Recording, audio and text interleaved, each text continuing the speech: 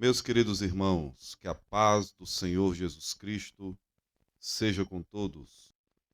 Aqui é o professor Wilson Júnior, da EBD Slide, em mais uma gravação, agora da nona lição, que estudaremos no dia 2 de junho de 2024 e que tem como título Resistindo à Tentação no Caminho. E como sempre fazemos, é interessante, importantíssimo que você adquira o nosso material. Vejam que esses slides têm sido desenvolvidos com muito cuidado, com muito critério, utilizando os subsídios da nossa casa publicadora das Assembleias de Deus, nada que fuja do teor, do conteúdo ensinado, e quem desenvolve esse material é uma pessoa com décadas de experiência no ensino cristão, que é o professor Azeniel. Então você acessa o nosso portal, o nosso site, adquira o nosso material, ajude-nos a continuar nesta caminhada, pois tem sido muito glorioso, muito maravilhoso para nós poder contribuir com este departamento tão primoroso, tão maravilhoso, que é o da Escola Bíblica Dominical. Então, você, amado professor, superintendente de escola, pastor, líder de ensino cristão na sua igreja, adquira o nosso material e curta também os nossos vídeos, inscreva-se em nosso canal, siga-nos nas redes sociais. Sem dúvida, estaremos juntos nesta jornada fazendo a obra do bom mestre. Então, vamos para mais uma lição em nome de Jesus.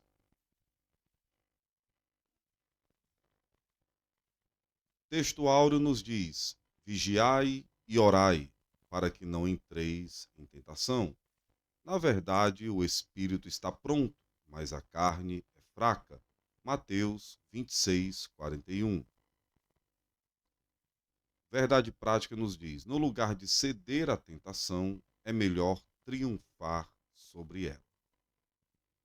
A leitura bíblica em classe está em Mateus capítulo 4, versículos 1 a 11, aquele confronto que aconteceu no deserto entre Jesus e Satanás, e obviamente que assim não se esperava outro resultado a não ser o triunfo do nosso Senhor Jesus Cristo. Então, faça essa leitura com a sua igreja de forma dinâmica, para que todos participem da leitura do Santo Livro, que é a palavra de Deus.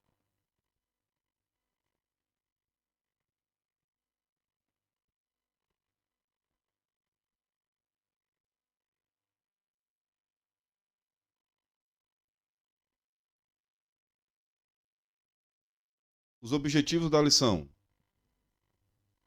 conceituar biblicamente o que é tentação e os seus aspectos na esfera humana, mostrar como nosso Senhor Jesus lidou com a tentação, apontar a estratégia para o crente resistir à tentação. Costumamos dizer que a tentação é como se fosse Satanás olhando pelo buraco da fechadura. O inimigo está sempre armando laços, tentando contra a igreja, procurando sempre meios de nos tirar da presença de Deus. E nós, claro, como igreja do Senhor, estamos preparados. O Senhor nos concedeu muitas armas, armas espirituais, para que tenhamos condição de triunfar sobre o inimigo. Então, coloque isso em mente: Satanás já é derrotado. Ele não tem poder sobre a nossa vida. E na introdução, vemos o seguinte: a tentação é algo que o crente enfrentará ao longo de sua jornada. Não por acaso o Senhor Jesus nos ensinou a orar, de modo que Deus não deixasse que caíssemos em tentação. Por isso, nesta lição, estudaremos o conceito bíblico de tentação, a maneira como nosso Senhor a enfrentou no deserto e como devemos resisti-la. Meus queridos, a etimologia da palavra tentação, ela vem do latim, que no caso seria tentatio omnis, que originalmente significava ataque, acesso de febre ou prova, tentativa, teste, ensaio. O sentido de instigar, induzir ao mel, também tem esse conceito, derivou do seu uso em latim eclesiástico. Tanto é que a palavra tentação no inglês seria temptations, que parece muito no latim, tentationes, que para a nossa língua portuguesa ficou tentação, né? Então, essa palavra também deriva de temptare, que quer dizer sentir, testar, tentar influenciar, que gerou diretamente o nosso verbo tentar. A palavra temptare gerou a palavra tentar no português. Então, essa é a etimologia da palavra tentação. Veremos que é imperioso seguir a recomendação de Jesus Cristo a respeito de vigiar e orar para não cedermos à tentação ao longo da caminhada, como está em Mateus 26:41, que diz o seguinte: Vigiai e orai para que não entreis em tentação. Na verdade, o espírito está pronto, mas a carne é fraca. Explicando detalhadamente esse versículo, o que é que nós podemos aprender aqui? Sobre o verbo vigiai. Mas o que é que Jesus está dizendo com relação a vigiar? Ele está dizendo que provações maiores estão chegando. É necessário, portanto, estar ainda em guarda, ou seja, a nossa guarda não pode ser baixada. E aí Jesus continua citando um segundo verbo, orai. E por que orai? Busque a ajuda de Deus em súplica em vista das calamidades que se agravam. Nós não podemos deixar de buscar ao Senhor em oração, porque a oração nos fortifica e intensifica a nossa intimidade com Deus. E aí ele explica o porquê de vigiar e de orar, para que não entreis em tentação. E aí temos mais uma explicação com relação a isso, né? Por que para que não entreis em tentação? Para que não sejamos vencidos e oprimidos por essas provações, as provações da fé que vêm sobre nós e nos deixando à mercê ali de situações que podem até nos levar a negar a fé. A palavra tentação aqui significa propriamente o que testaria sua fé nas calamidades que se aproximam, em sua rejeição e morte. Isso iria testar a fé deles, ou seja, dos discípulos, porque embora eles acreditassem que ele era o Messias, né, que Jesus é o Messias, o ungido de Deus, eles não estavam muito claramente cientes da necessidade de sua morte. E eles não entendiam completamente que ele iria ressuscitar. Eles acalentavam a crença de que ele estabeleceria um reino enquanto vivesse. Quando o vissem, portanto, rejeitado, julgado, crucificado, morto, quando o vissem se submeter a tudo isso como se não tivesse poder para se livrar, então seria a prova de sua fé. E em vista disso, ele os exortou a orar para que não entrassem em tentação, a ponto de serem vencidos por ela e caírem. E aí vem a outra parte do versículo: o espírito está pronto, mas a carne é fraca. A mente e o coração estão prontos e dispostos a suportar essas provações, mas a carne, os sentimentos naturais, por meio do medo, do perigo, são fracos e provavelmente nos desviará, essas coisas nos desviarão quando a luta chegar. Embora você possa ter uma fé forte e acreditar agora que não vai negar o Senhor, a natureza humana é fraca e se encolhe nas provações e, portanto, nós devemos buscar forças do alto.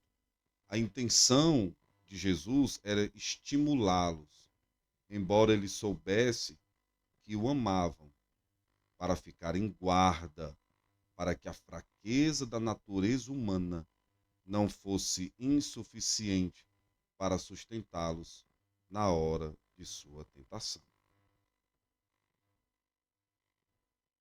Tópico 1. A tentação e sua esfera humana. Conceito bíblico de tentação, subtópico 1.1. Na Bíblia, 3 palavras aparecem para conceituar tentação. A primeira é a palavra hebraica massá, significa teste e provação.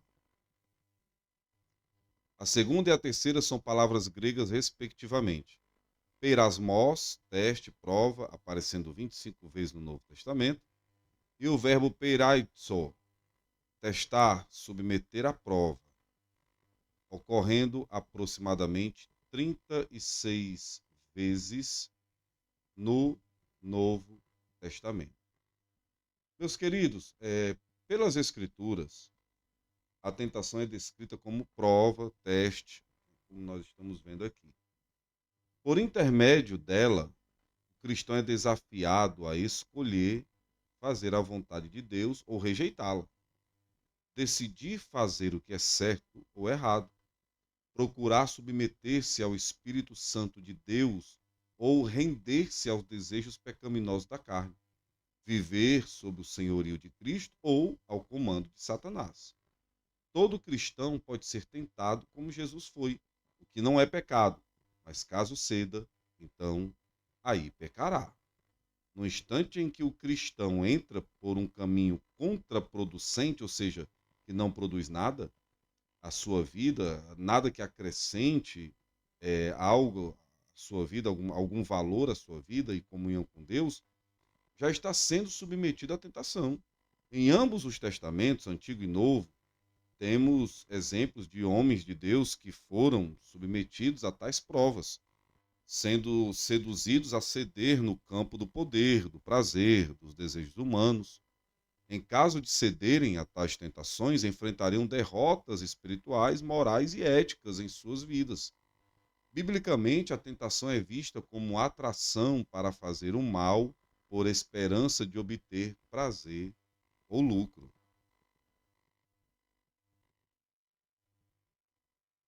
Assim, podemos dizer que tentação é um experimento, teste ou prova diante de uma atração para fazer o mal a fim de obter prazer ou lucro, como nós acabamos de dizer.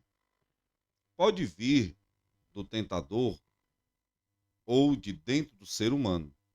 A tentação ela pode vir dessas duas formas. Ninguém é tentado acima das suas forças, como está em 1 Coríntios 10:13, muito conhecido de nós. Jesus foi tentado e venceu, podendo, por isso, socorrer os que são tentados. Devemos vigiar e orar para não cedermos à tentação. E também é nosso dever socorrer os que caem. Duas vias da tentação, subtópico 1.2. De acordo com a palavra de Deus, a tentação pode vir primeiramente do diabo e também de dentro do ser humano. Ela tem origem no diabo, quando o seu objetivo, semelhantemente ao que aconteceu com Jesus, é de desviar-nos da rota de nossa missão e propósito de vida estabelecido por Deus. Meus amados, em nossa jornada para o céu, sempre seremos tentados em tudo. Sempre seremos desafiados. para ver se realmente estamos prontos a viver um estilo de vida conforme a palavra, que envolve fé, obediência e santidade, sem jamais ceder aos desejos pecaminosos. Já a que nasce de dentro do ser humano tem a ver com os vícios da alma, quando, no lugar de darmos primazia ao fruto do Espírito, entregamos-nos à atração, ao engodo e ao deleite da concupiscência da carne. Ambas as vias da tentação se processam na esfera humana. Portanto, queridos, não confiemos na carne. Quando a Bíblia nos manda fugir de algo, é porque este algo é mais forte do que nós. O apóstolo Paulo disse para Timóteo: Timóteo, foge dos prazeres da mocidade. Se o apóstolo mandou fugir, é porque é algo que realmente é forte. E o conselho para aquele jovem ministro, aquele jovem obreiro era: nada de brincar com isso, Timóteo. Não encare isso, Timóteo. O meu conselho é que você fuja, é que você corra. Tentação, um fenômeno humano, subtópico 1.3. Na epístola de Tiago está escrito: ninguém sendo tentado diga, de Deus sou tentado, porque Deus não pode ser tentado pelo mal, e a ninguém tenta. Tiago 1,13. É verdade que há aprovação que vem da parte de Deus para aperfeiçoar o caráter do crente, como, por exemplo, cita o apóstolo Pedro em 1 Pedro 1,7. Para que a prova da vossa fé, muito mais preciosa do que o ouro que perece e é provado pelo fogo, se ache em louvor e honra e glória na revelação de Jesus Cristo. Meus queridos, compreendemos por meio do apóstolo Tiago, que foi citado agora no começo, sobre o que realmente é tentação, sobre o fenômeno da tentação, né? É um fenômeno totalmente humano. E nós podemos notar que Deus jamais é visto como sendo a fonte da tentação negativa, isto é, nós não veremos Deus incitando o mal. A tentação é resultado da natureza pecaminosa de todo ser humano, que todo ser humano tem, inclinando-se sempre para os desejos pecaminosos, né, os quais estão no interior de cada um de nós. Assim, a tentação ocorre de dentro de nós mesmos por causa de nossa fraqueza humana. Contudo, um teste que incita ao mal não vem de Deus, ou seja, as ações que evidenciam uma vida dominada pelas paixões carnais são de inteira responsabilidade humana, como está em Mateus 5,28, que diz assim: Eu, porém, vos digo que qualquer que atentar numa mulher para a cobiçar, já em seu coração cometeu adultério com ela. Amados, muitas pessoas têm o costume, e isso é errado, de atribuir sempre as coisas somente a Deus ou ao diabo, como se a pessoa não tivesse responsabilidade em suas decisões também. Como, por exemplo, uma pessoa que ganha um salário mínimo não pode gastar o dobro do que ganha, porque ele se encontrará numa situação de aflição e receberá a cobrança das pessoas às quais ele não está conseguindo pagar. E aí o que vai acontecer? Essa pessoa começará a murmurar contra Deus ou então começará a culpar o diabo por aquela situação. Sendo que, na verdade, o que aconteceu é porque essa pessoa não soube administrar o seu dinheiro, foi imprudente, foi ganancioso e acabou gastando mais do que devia, se colocando agora numa situação de aflição e de provação. Então, há também a responsabilidade humana. Nós não podemos ficar atribuindo tudo ou a Deus ou ao diabo. Nós também temos que vigiar em nossas decisões, sabendo que tudo que nós decidimos se converterá em consequências no futuro, sejam boas ou más. Por isso que nós precisamos de muita sabedoria, de muita muito discernimento, muita revelação de Deus, ou seja, orar ao Senhor para que Ele nos dê direção, para que assim evitemos tomar decisões irresponsáveis.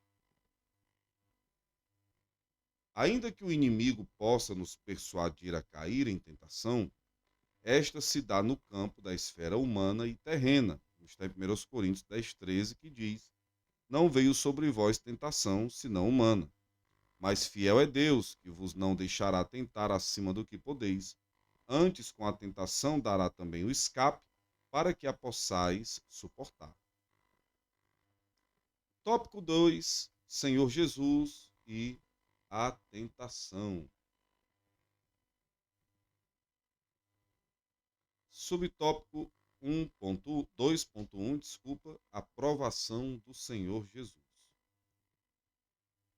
De acordo com o Evangelho de Mateus, após o batismo de Jesus, o Espírito Santo conduziu ao deserto, como está em Marcos 1, 12 e 13, que diz o seguinte: E logo o Espírito o impeliu para o deserto, e ali esteve no deserto 40 dias, tentado por Satanás, e vivia entre as feras, e os anjos o serviam.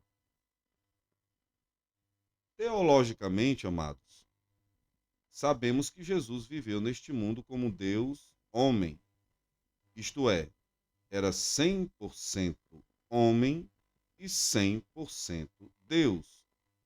Quando assumiu a natureza humana, passou então a estar sujeito a todas as tentações que qualquer ser humano sofre. Assim, podemos dizer que Jesus sofreu limitações, fraquezas, tudo no contexto humano, só não pecou. Podemos então compreender que Jesus foi tentado como homem, jamais como Deus.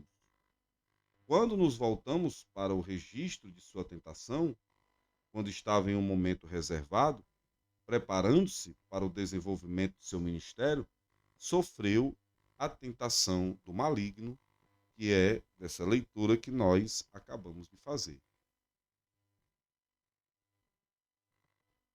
Foram 40 dias sendo tentado por Satanás. Uma intensa batalha espiritual contra o adversário, o príncipe deste mundo.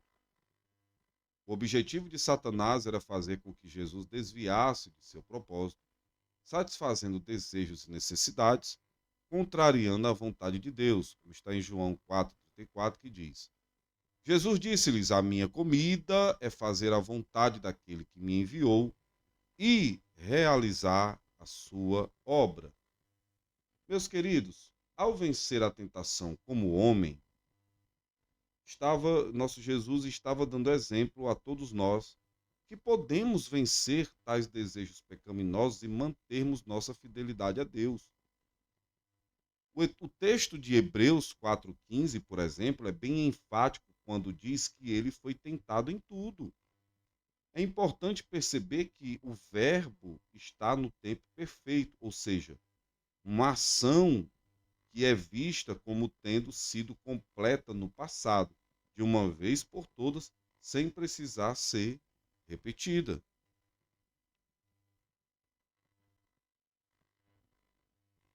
Por isso houve um ataque intenso do maligno contra o nosso Senhor, que resistiu sabiamente por meio da oração, do jejum e da palavra. Embora fisicamente frágil, o Senhor Jesus estava espiritualmente forte. As áreas que Jesus foi tentado, subtópico 2.2. Podemos dizer que Jesus Cristo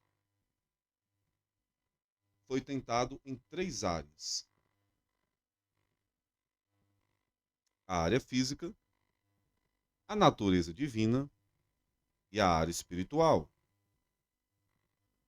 Na área física, o diabo tentou, pedindo que transformasse pedras em pães, após sentir fome devido ao processo de jejum, por isso revelaria que ele era o Filho de Deus.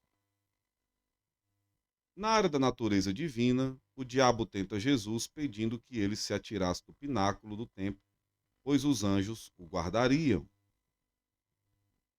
Na área espiritual, o diabo tenta o nosso Senhor, desafiando-o a evitar o caminho da cruz para estabelecer um reino pela sua força, o que seria prontamente aceito pelos judeus.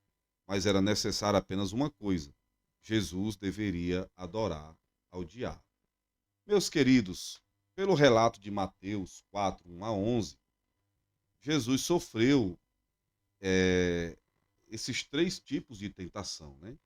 A primeira estava relacionada às fraquezas do corpo, né? Ou seja, tinha a ver com comida. A segunda relacionada à conquista do poder e a terceira estava ligado ao orgulho humano. Já na primeira, depois de um período de jejum, Jesus teve fome. E nesse momento o inimigo aparece dizendo ao Senhor para transformar as pedras em pães e assim ele ficaria saciado, né? Em se tratando da segunda tentação que Jesus sofreu por parte do diabo, este procurou desafiá-lo para que ele mostrasse seu poder e autoridade como filho de Deus. Para isso, bastava Jesus se lançar do pináculo do templo, pois prontamente seus anjos o protegeriam, né? E na terceira tentação, o diabo desafiou Jesus no terreno do orgulho e ego humano. Ele ofereceu a Cristo os reinos do mundo e as glórias, afirmando que ele poderia ter tudo se simplesmente adorasse o tentador.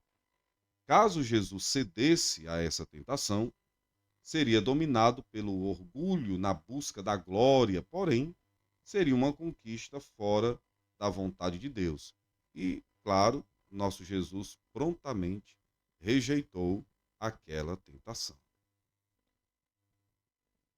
Assim, podemos dizer que o nosso Senhor foi tentado na área física, com as necessidades humanas, em sua natureza divina, com a ideia de ostentar seus divinos atributos ao público, e na área espiritual, no sentido de idolatrar outro ser. Como Jesus venceu a tentação, subtópico 2.3. Nosso Senhor venceu o diabo com a palavra de Deus. Em todas as áreas da tentação, ele respondeu: está escrito.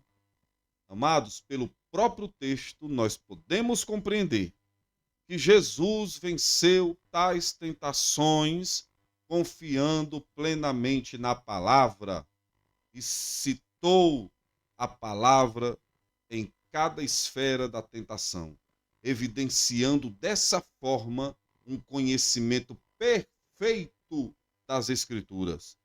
Depois, nosso Cristo permaneceu firme, fiel, submetendo-se à palavra, estando sujeito a ela pela correta interpretação, não atendendo à hermenêutica de Satanás.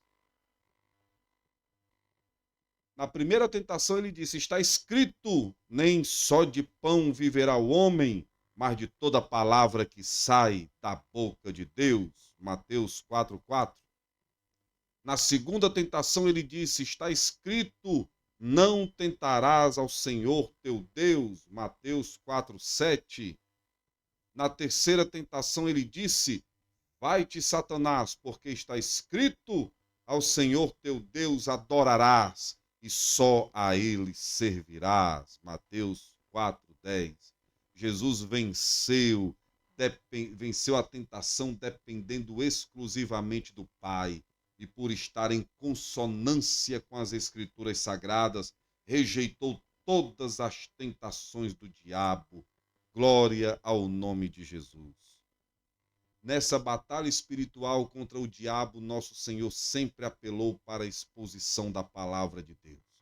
Isso significa que ele via as Escrituras como uma autoridade suprema de fé e de prática. Assim, ao lado da oração e do jejum, conforme já estudamos, devemos vencer o inimigo e seus ardis tentadores com a palavra de Deus. Aleluia. Tópico 3. Resistindo à tentação.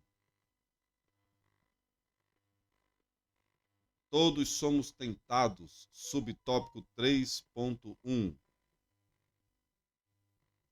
Por mais que observemos as disciplinas da oração, do jejum e da leitura da palavra, o inimigo não deixará de nos tentar. Mas é claro, irmãos, já dissemos aqui que Jesus é o exemplo que devemos seguir, pois ele mesmo afirmou isso. Assim, o cristão pode vencer a tentação seguindo o seu exemplo, pois ele venceu firmando-se na palavra de Deus.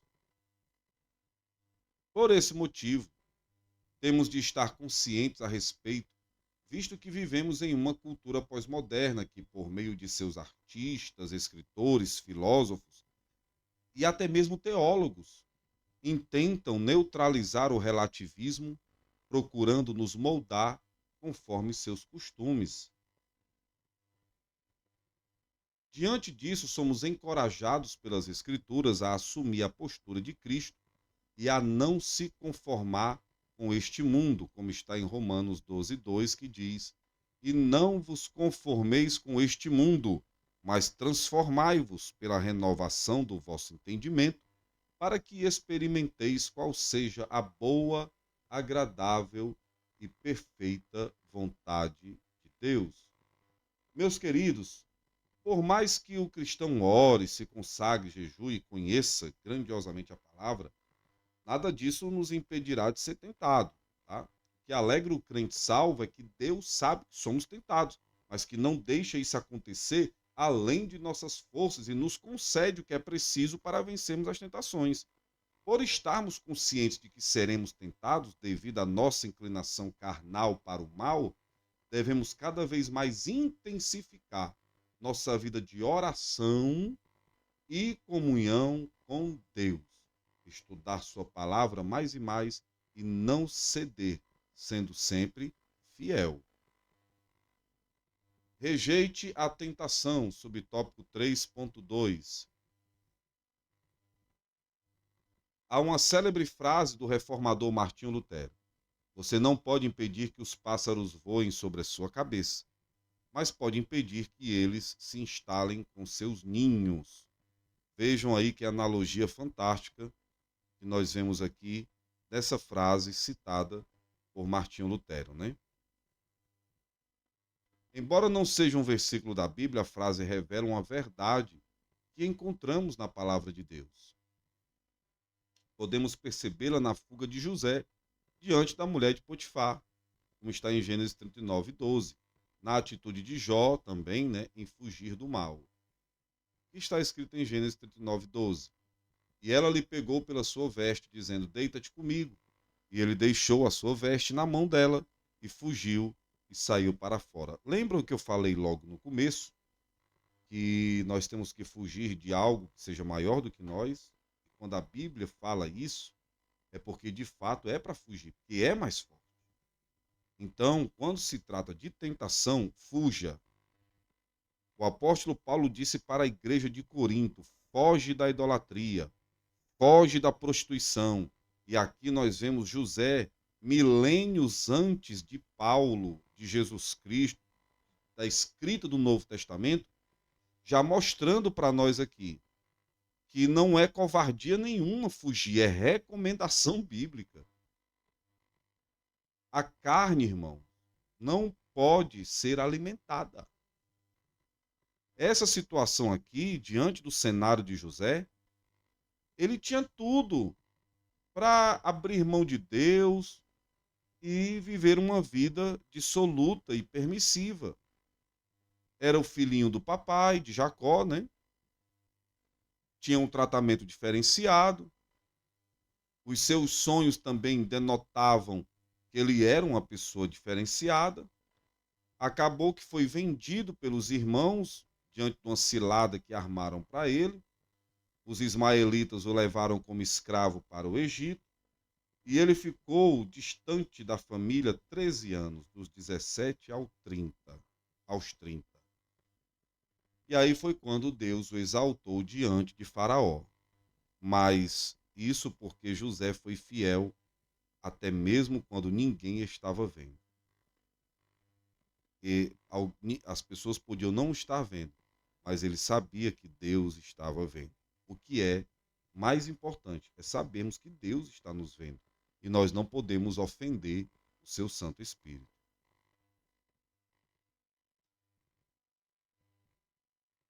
Assim, não podemos impedir que a tentação apareça, mas com a força do Espírito Santo, podemos evitar que ela nos domine. Por isso, precisamos seguir o que o apóstolo Paulo escreveu a Timóteo: fuja de tudo que estimule as paixões da juventude. Portanto, ao longo da nossa jornada, a melhor estratégia é fugir da tentação. Isso é fato incontestável. Arrependa-se, subtópico 3.3. No meio da nossa caminhada, é possível que o crente ceda à tentação e, por isso, rompa a comunhão com Deus. Isso é fato, irmãos. Esconder ou ocultar o pecado é chamar a derrota para a vida, né? Por essa razão, o melhor é confessar, pois quem encobre o pecado não prospera, como está em Provérbios 28:13. Contudo, é possível restabelecer o relacionamento com ele por meio da confissão de pecados, arrependimento e quebrantamento espiritual.